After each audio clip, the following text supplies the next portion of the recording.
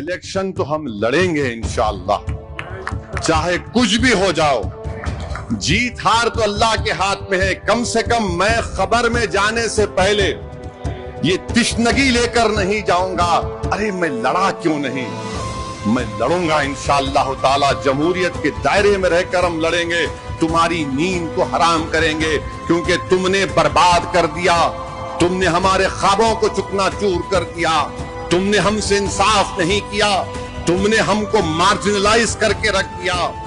اب وہ زمانہ ختم ہو گیا مارجنلائزیشن کا، اب لڑائی ہوگی حصے داری کی، اب لڑائی ہوگی لیڈرشپ کی، اب لڑائی ہوگی نیتا بنانے کی، اب لڑائی ہوگی مظلوموں سے انصاف کی، اور اسی وقت ہوگا جب ہم چناؤ لڑیں گے۔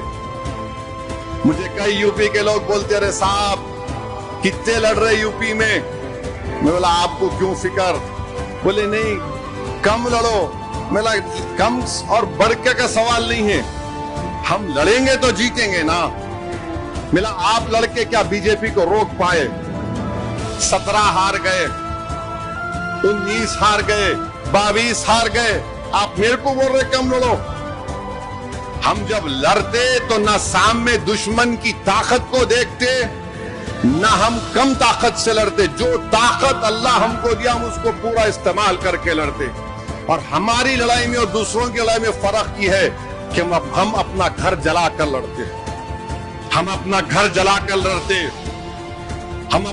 ہمارے بزرگوں نے اپنی کشتیوں کو جلا دیا تھا، اللہ کی ذات پر توکل کیا، اللہ نے کامیابی سے ہمکنار کر دیا۔ یہ لڑائی مان سمان کی لڑائی ہے، یہ لڑائی حصے داری کی لڑائی ہے، اور اب رکنا نہیں ہے، ہم کو آگے بڑھنا ہے۔ اتر پردیش میں بھی جائیں گے انشاءاللہ تعالی۔ بات کریں عادل صاحب کو میں بھیجایا تھا بنگال کے بارے میں، ان سے بھی بات کریں گے، مگر ہم کو لیڈرشپ چاہیے۔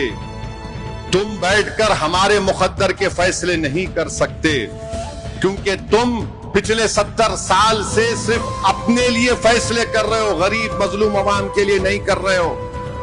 اگر تم کرتے تو یہ حال نہیں ہوتا مظلوموں کا۔